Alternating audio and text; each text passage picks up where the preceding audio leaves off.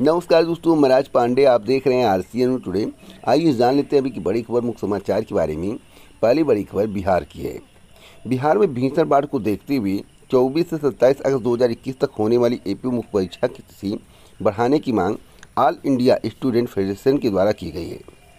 कहा गया है कि बाढ़ की स्थिति के मद्देनज़र कई ऐसी जगह हैं जहाँ से स्टूडेंट परीक्षा केंद्र पर नहीं पहुँच सकते। आने जाने की दिक्कत है, तो जिसके कारण परीक्षा तिथि में परिवर्तन किया जाए और परीक्षा तिथि को आगे बढ़ा दिया जाए। अब देखना होगा इस पर आयोग के द्वारा क्या निर्णय लिया जाता है। अगली खबर है कि पटना के सभी मुख्य स्कूलों में होती है कॉमर्स की पढ़ाई, पर शिक्षक नहीं। आपको बता दें 1565 स्कूल कॉलेजों में वाणिज्य के एक भी शिक्षक नहीं है। अब इन शिक्षकों की भर्ती कब तक होगी, इसके संबंध में शासन के द्वारा अभी तक कोई निर्णय नहीं लिया गया है। लेकिन 1565 स्कूलों का जो आंकड़ा दिया गया है वह आंकड़ा काफ़ी है। आपको बता दें कई हज़ारों की संख्या में पद खाली हैं। अगर इस पर भर्ती हो जाए तो हज़ारों लोगों को रोज़गार मिल जाएगा। सरकार इसके बारे में विचार विमर्श कर सकती है। 2022 में इन पदों पर भर्ती के लिए विज्ञापन जारी हो सकता है। अगली खबर है कि 94 पदों की काउंसिलिंग में करीब आधी सीटें खाली। आपको बता दें राज्य के प्रारंभिक स्कूलों में करीब 94,000 पदों पर नियुक्ति को लेकर जुलाई और अगस्त में हुई काउंसिलिंग ने सरकार की चिंता बढ़ा दी है। हालांकि अभी तक सभी 38 जिलों से अगस्त में 10 और 13 अगस्त 2021 को संपन्न काउंसिलिंग की रिपोर्ट शिक्षा विभाग को नहीं मिल पाई है। लेकिन जिला अधिकारियों से मिली चयन की मौखिक सूचनाओं ने विभाग की परेशानी पर बल डाल दिया है। 94,000 पदों में से आधे से अधिक खाली रह जाने की आशंका जताई जा रही, जिसके कारण विभाग काफ़ी परेशान है। आखिरकार इतने पद खाली क्यों हैं, इसके संबंध में अभी कुछ कहा नहीं जा सकता। इसका कोई भी साक्ष्य किसी को प्राप्त नहीं है, कारण भी नहीं प्राप्त है। लेकिन हाँ, इतना तय है कि जो पद खाली हैं उसका कोई ना कोई कारण जरूर होगा। और इसके संबंध में मुख्य सचिव का बयान भी आया है। अपर मुख्य सचिव संजय कुमार ने रविवार को शाम बताया कि विभाग को लेकर चिंतित हैं कि आखिर इतने उम्मीदवारों ने क्यों काउंसलिंग नहीं कराया, काउंसलिंग में क्यों शामिल नहीं हुए और इतनी बड़ी संख्या में पद कैसे खाली हो गए। इस पर विचार विमर्श किया जा रहा है और कारणों का पता लगाया जाएगा। उसके बाद आधिकारिक रूप से सचिव के द्वारा आप सभी को अवगत करा दिया जाएगा। अगली खबर यूपीपीएससी की है। यूपीपीएससी के नक्शे कदम पर उच्चतर शिक्षा सेवा आयोग। मैं आपको बता दूं यूपीपीएससी एक ऐसा आयोग है जिसकी प्रक्रिया उत्तर प्रदेश की सभी आयोग और बोर्डों से अच्छी है। आपको बता दें यूपीपीएससी के नक्शे कदम पर उच्चतर शिक्षा सेवा आयोग काम कर रहा है। आपको बताना चाहता हूं कि शासन की मंशा के अनुरूप उत्तर प्रदेश लोक सेवा आयोग भर्तियों का त्वरित निस्तारण करवा रहा है। कोरोना संक्रमण काल में भी यूपीपीएससी की कार्रवाई धीमी नहीं पड़ी। उस दौरान लंबित परीक्षाओं के परिणाम जारी किए गए। कोरोना की स्थिति नियंत्रण होने पर भर्ती परीक्षाएं व साक्षात्कार कराने की प्रक्रिया शुरू कर दी गई। यूपीपीएससी की तर्ज पर उत्तर प्रदेश लोक सेवा आयोग ने भी काम में तेजी लाने का खाका तैयार किया है। मैं आपसे बताना चाहता हूं उत्तर प्रदेश लोक सेवा आयोग की तर्ज पर नहीं, देखिए यहाँ पर गलत लिख दिया गया है, यहाँ पर सही होना चाहिए। यूपीपीएससी की तर्ज पर उत्तर प्रदेश उच्चतर शिक्षा सेवा आयोग होना चाहिए था, लेकिन उत्तर प्रदेश लोक सेवा आयोग यहाँ पर लिखा गया है। उच्चतर शिक्षा सेवा आयोग ने भी काम में तेजी लाने का खाका तैयार किया है। इसकी झलक विज्ञापन संख्या 49 के तहत प्रचार पद की भर्ती में दिखी थी। साक्षात्कार खत्म होते ही 12 अगस्त की शाम उसका परिणाम जारी कर दिया गया।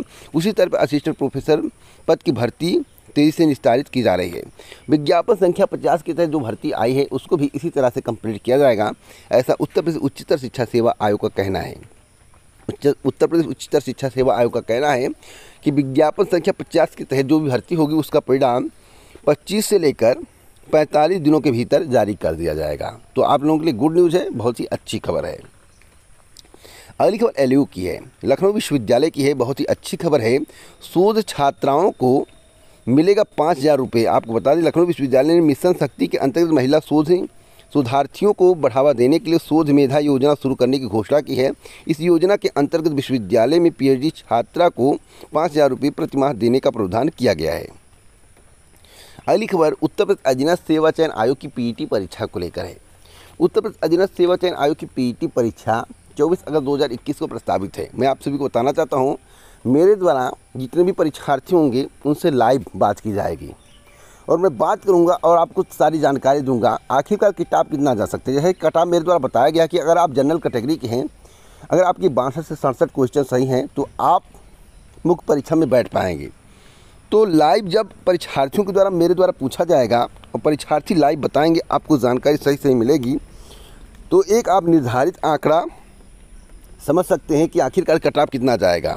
इधर पीटी परीक्षा को लेकर पूरी तैयारियां कर ली गई हैं। यहाँ पर बताया गया है 8 सेटों में तैयार किए गए प्रश्न पत्र जिला कोषागारों में सुरक्षित रखे गए हैं। कुछ लोगों ने कहा कि पेपर आउट हो गया है, कई चैनलों के माध्यम से इसका विरोध किया गया, पेपर आउट नहीं हो, क्योंकि उनको सिलेबस बेचना है ना।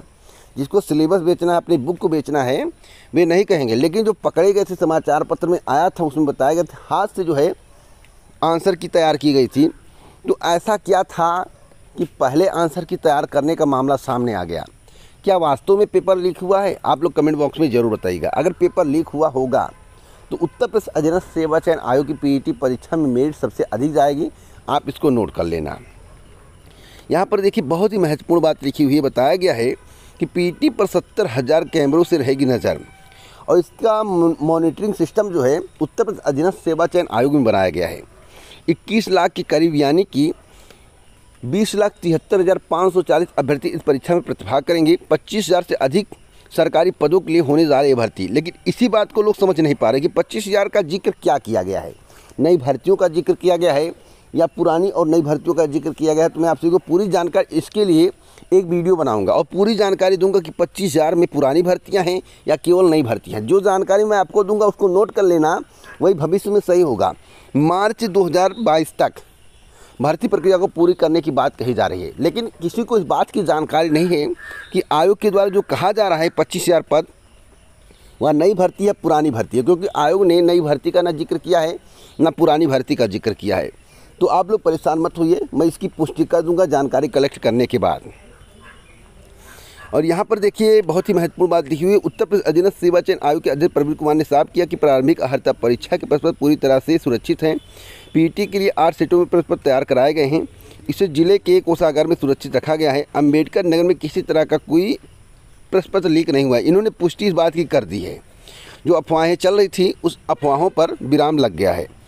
और यहाँ पर देखिए बहुत ही महत्वपूर्ण बात लिखी हुई है। प्रवीण कुमार ने बताया कि पीईटी में शामिल होने वाले समूह गा की 25,000 से अधिक पदों पर होने वाली भर्ती में शामिल होने के लिए पात्र होंगे। महिलाओं व दिव्यांगों को उसी जिले परीक्षा की सुविधा दी जाएगी। पुरुष अभ्यर्थियों को यथासंभव उसी मंडल के समीप जिले में केंद्र आवंटित किया जाएगा। तो इसके संबंध में मेरे द्वारा आपको जानकारी दी गई थी कि आपको अपने ज़िले के इर्द गिर्द वाले ज़िले में सेंटर मिलेगा, और आपके जो ज़िले का बॉर्डर होगा वहाँ से आपको 40 से 80 किलोमीटर रेंज में सेंटर दिया जाएगा। और जो दिया गया बताया गया था वही बात सही साबित हुई। यहाँ पर एक महत्वपूर्ण बात लिखी हुई है, सभी जिलों में प्रेक्षक तैनात किए गए हैं। आयोग के अध्यक्ष प्रवीण कुमार ने बताया कि परीक्षा को निष्पक्ष व पारदर्शी तरीके से संपन्न कराने के लिए शासन ने सभी 75 जिलों में सचिव व विशेष स्तर की प्रेक्षकों की तैनाती की है। सभी प्रेक्षक 23 अगस्त तक अपने अपने जिलों में पहुँच जाएंगे। उन्होंने अभ्यर्थियों से अपील की है कि वे किसी भी अफवाह पर ध्यान न दें। अधिकारिक सूचना के लिए आयोग की वेबसाइट को देखते रहें। तो मैं आपसे बताना चाहता हूँ, आयोग की पूरी मंशा है कि भर्ती परीक्षा पारदर्शी तरीके से हो जाए। लेकिन कुछ ऐसे लोग होते हैं जो भर्ती परीक्षा में सेंध लगाने का प्रयास करते हैं। उसके लिए एसटीएफ और एलआईयू की व्यवस्था की गई है। कोई जानकारी मिलेगी सबसे पहले मैं आपको अपडेट करूंगा। लखनऊ की एक महत्वपूर्ण खबर है, 41,907 अभ्यर्थी पंजीकृत हैं। अब देखिएगा इसमें से कम 30 से 35,000 लोग परीक्षा में प्रतिभाग करेंगे, क्योंकि परीक्षा में सभी लोग प्रतिभाग नहीं करेंगे, इतना तय है। अगली खबर है, प्रवक्ता भर्ती परीक्षा के 1 दर्जन सवालों पर आपत्ति। यहाँ पर देखिए पूरी जानकारी दी है। बुकलेट सीरीज 1 के इन सवालों पर आपत्ति, और जितने सवाल यहाँ पर बताए गए हैं अगर इन सभी के नंबर ऐड हो जाए तो मेरिट बहुत हाई चली जाएगी। जब मेरिट हाई जाएगी तो लोग कहेंगे इतनी मेरिट हाई क्यों गई है, और नंबर उन्हीं के बढ़ेंगे जो इस क्वेश्चन को टच किया होगा। यानी कि जो क्वेश्चन इसमें बताए गए हैं, अगर आपने इन क्वेश्चनों को टच किया है तो सभी के नंबर बढ़ेंगे, तो आपके भी नंबर बढ़ेंगे। तो आपके लिए गुड न्यूज़ है। तो आपको घबराने की आवश्यकता नहीं। अगर 2-4 क्वेश्चन का नंबर आपको मिलता, मेरिट हाई आती, तो आप घबराइएगा मत कि धांधली हुई। धांधली इसे नहीं कहते हैं। अगर सब पेपर सही रहे, कोई भी ऑब्जेक्शन ना रहे, कोई आपत्ति नहीं रहे, एक भी क्वेश्चन गलत ना रहे, तब मेरिट हाई चली जाए तो ऐसा माना जा सकता है कि पेपर में कुछ गड़बड़ी हुई है। लेकिन ऐसी कोई जानकारी किसी को नहीं कि पेपर में गड़बड़ी हुई। अफवाह उड़ाने में सब लोग माहिर हैं। जब तक कोई साक्ष्य नहीं होता तब तक बात नहीं की जाती है, और किसी के पास पीजीटी परीक्षा में पेपर लीक का कोई साक्ष्य नहीं है। तो परीक्षा का परिणाम समय से आएगा, आप लोग अपनी तैयारी करते रहें। अगली खबर की 1 सितंबर से दिल्ली मेट्रो एक्सप्रेस वे पर लगेगा टोल। 8 लेन तैयार होने पर NHAI ने मंत्रालय को बढ़ाई फाइल, मांगी मंजूरी। तो बहुत ही अच्छी खबर है। दिल्ली मेरठ एक्सप्रेस वे पर 5 महीने के मुफ्त सफ़र का आनंद अब ख़त्म होने जा रहा है। चिपियाना, देखिए यहाँ पर लिखा हुआ है, चिपियाना में 6 लेन का रेलवे ओवरब्रिज तैयार होने के बाद national highway authority of India ने परिवहन मंत्रालय से टोल वसूली की मंजूरी मांगी है। बताया गया कि मंत्रालय मौखिक सहमति दे चुका है, बस अब लिखित मंजूरी का इंतजार है। जैसे ही लिखित मंजूरी मिलेगी पैसा लगना शुरू हो जाएगा। अगली खबर है कि सरकार ने संपत्तियों को बेचने के लिए बनाई नई योजना। आपको बता दें, वित्त मंत्री निर्मला सीतारमण सोमवार को राष्ट्रीय मौद्रीकरण पाइपलाइन का शुभारंभ करेंगी। इसके जरिए अगले 4 वर्षों में बेची जाने वाली सरकार की बुनियादी ढांचा संपत्तियों की सूची तैयार की जाएगी। आधिकारिक बयान में यह जानकारी दी गई है कि नीति आयोग ने रविवार को जारी बयान में कहा है कि NMP में केंद्र सरकार की पुरानी बुनियादी ढांचा परिसंपत्तियों की 4 साल की समयावधि शामिल है। निवेशकों को आगे की दृष्टि प्रदान करने के अलावा NMP सरकार की संपत्ति के मौद्रीकरण की पहल के लिए मध्यम अवधि की रूपरेखा के रूप में भी काम करेगी। तो सरकार ने पूरी तैयारियां बना ली हैं और सीतारमण ने जो है जानकारी भी दी है, आधिकारिक जानकारी दी है। ऐसा नहीं कि कोई हवाई बातें सूत्रों के हवाले से खबर है, आधिकारिक जानकारी है। इस पर जल्द ही काम शुरू किया जाएगा। अगली खबर की शिकंजा, ROARO के संदिग्ध चयनित CBI मुख्यालय तलब। आपको बता दें, ROARO 2014 की बात की जा रही है। यहाँ पर लिखा हुआ है, CBI ने समीक्षा अधिकारी, सहायक समीक्षा अधिकारी भर्ती परीक्षा 2014 में हुई धांधली की शिकायत को लेकर चयनित अभ्यर्थियों को पूछताछ के लिए नोटिस जारी किया है। CBI ने अभ्यर्थियों को दिल्ली स्थित मुख्यालय में तलब किया है और कुछ अभ्यर्थियों से पूछताछ की जा चुकी है। इसके साथ ही टाइप टेस्ट की कापियाँ जलाने वाले CBI के निशाने पर हैं और उनसे भी पूछताछ की तैयारी की जा रही है। अगर कमियां मिलती हैं, साक्ष्य वैसे मिल चुके हैं, अगर कोई और पुख्ता साक्ष्य मिलता है तुरंत कार्रवाई की जाएगी, इसमें देरी नहीं की जाएगी। ऐसे लोगों को जेल में डाला जाना चाहिए जो इस तरह के फर्जी काम करते हैं। मेरा जहां तक मानना है, APS भर्ती 2010, PCS 2015, ROARO 2014 इत्यादि भर्तियों पर CBI जाँच चल रही है। सभी के बारे में जो जानकारियाँ मिल रही हैं कि CBI को पुख्ता सबूत मिल चुका है और भी पुख्ता करने के विचार में CBI है। जैसे ही सारी जानकारी और सारे सबूत CBI के द्वारा एकत्रित किए जाते हैं, त्वरित कार्रवाई की जाएगी। शासन ने इसके संबंध में निर्देश दे दिया है।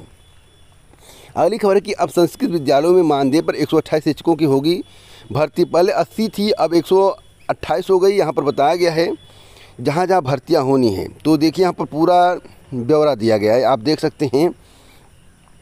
और मानदेय पर रखा जाएगा 12,000। क्या यह भर्तियां परमानेंट नहीं हो सकती हैं? परमानेंट हो सकती हैं, लेकिन सरकार परमानेंट नहीं करना चाहती है। मैं आपसे बार बार कहता हूं कि वर्तमान सरकार की नीति है संविदा आउटसोर्सिंग, कम पैसे में ज़्यादा काम लेना। जिस तरह से आप दुकानों पर काम करते हैं, कम पैसे में आपसे ज़्यादा काम करवाते हैं, 12 घंटा दौड़वाते हैं, उसी प्रकार से सरकार के द्वारा मात्र आपको 8 से 10 घंटा दौड़वाया जाएगा, लेकिन वेतन मात्र 12,000 रुपया दिया जाएगा। तो इस तरह की भर्ती होनी चाहिए या नहीं होनी चाहिए? क्या इस तरह से आपको सैलरी मिलनी चाहिए? क्या सरकार को परमानेंट भर्ती करनी चाहिए या नहीं करनी चाहिए? आप लोग अपनी राय कमेंट बॉक्स में ज़रूर दीजिएगा। आपकी राय हमारे लिए अति महत्वपूर्ण है।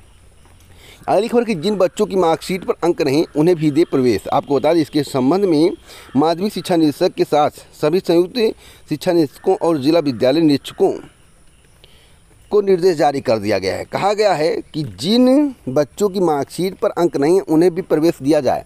इसके संबंध में एक वीडियो मेरे द्वारा बनाया गया था, मेरे द्वारा कहा गया था कि निदेशक को इसके संबंध में स्पष्ट करना चाहिए, नहीं तो पूरा कैरियर जो है विद्यार्थियों का बर्बाद हो जाएगा। तो इसके संबंध में निर्देश जारी कर दिया गया है। अब इन विद्यार्थियों को भी एडमिशन मिलेगा। अगली खबर कि काबुल से अपने वतन लाए गए 329 भारतीय अफगानी हिंदू सिख भी बचाए। अगली खबर है कि विश्वविद्यालयों को कोरोना के बाद भी ऑनलाइन पढ़ाने की अनुमति। आपको बताना चाहता हूं कि विश्वविद्यालय अनुदान आयोग ने देश भर के विभिन्न केंद्रीय और अन्य विश्वविद्यालयों के लिए ज़्यादा लचीले नियम बनाए हैं। इसके तहत नियमित विश्वविद्यालयों को कोरोना महामारी के बाद भी ऑनलाइन कोर्स चलाने और अन्य महत्वपूर्ण पाठ्यक्रमों को दूरस्थ शिक्षा के जरिए संचालित करने की अनुमति दी है। तो बिग ब्रेकिंग न्यूज़ है, बहुत ही अच्छी खबर है। आप घर से भी पढ़ाई कर सकते हैं अगर आप कॉलेज नहीं जा सकते हैं। UGC शुरू करने जा रहा है 130 ऑनलाइन कोर्स, 40 पाठ्यक्रम स्नातकोत्तर और 83 स्नातक छात्रों के लिए होंगे। तो गुड न्यूज़ है, यह भी प्रक्रिया जल्दी शुरू कर दी जाएगी। UGC ने पूरा प्लान तैयार कर लिया है। अगली खबर है कि निजी स्कूलों में अनाथ बच्चों का खर्च उठाएगी दिल्ली सरकार। बिग ब्रेकिंग न्यूज़ है, आपको बता दूं कि कोविड-19 महामारी के चलते अनाथ हुए बच्चे जो निजी स्कूलों में पढ़ाई कर रहे हैं, दिल्ली सरकार उन्हें EWS आर्थिक रूप से कमज़ोर वर्ग श्रेणी का मानेगी, उनकी पढ़ाई का पूरा खर्च वहन करेगी। अगर आपको वीडियो पसंद आ रहा हो तो भैया लाइक ज़रूर कर दें। इसी प्रकार की जानकारी मैं आपको देता रहूँ तो ऑथेंटिक देता हूँ, जो भी समझाता हूँ आपको समझ में आता है। तो वीडियो को लाइक शेयर जरूर करें, चैनल को सब्सक्राइब जरूर कर लें। अगली खबर सुखद खबर, बहुत ही अच्छी खबर मैं आपको बताने जा रहा हूँ कि IIT कानपुर के वैज्ञानिकों का दावा, यूपी, बिहार, दिल्ली जैसे राज्य कोरोना से मुक्ति के करीब। आपको बताना चाहूँ सुखद खबर है, तीसरी लहर की आशंका अब ना के बराबर। वैज्ञानिकों ने इसका दावा कर दिया है। बताया गया है कि कोरोना का कहर झेल रहे देश के लोगों के लिए राहत भरी खबर है। कानपुर IIT के वरिष्ठ वैज्ञानिक पद्मश्री प्रोफेसर मणिन्द्र अग्रवाल ने दावा किया कि संक्रमण की तीसरी लहर की आशंका अब ना के बराबर है। इसकी मुख्य वजह बड़ी संख्या में टीकाकरण होना बताया जा रहा है। मैं आपसे बताना चाहता हूं, अगर टीकाकरण के कारण ऐसा हो रहा है तो टीकाकरण सभी को करवाना चाहिए। और टीकाकरण करवाने से जो है, जो म्यूटेशन की प्रक्रिया होती है, जो स्वरूप बदलते हैं कोरोना की, वह नहीं हो पाएगा। सभी को टीका लगेगा तो स्वरूप उसका उत्पन्न नहीं हो पाएगा। अगर टीका सभी को नहीं लगेगा, 50% को लगेगा, 50% को नहीं लगेगा, तो म्यूटेशन की प्रक्रिया चलेगी और म्यूटेशन से भयंकर रूप कोरोना के आ सकते हैं। तो आप सभी को सतर्क होकर टीकाकरण करवाना चाहिए, जहाँ तक मेरा मानना है। आगे आपकी इच्छा। अगर आपको इसी प्रकार की जानकारी चाहिए तो चैनल को सब्सक्राइब करें, हमसे जुड़ें, वीडियो को लाइक शेयर ज़रूर करें। इसी प्रकार की जानकारी मैं समय समय पर देता रहता हूँ। जय हिंद, जय भारत, दोस्तों, नमस्कार।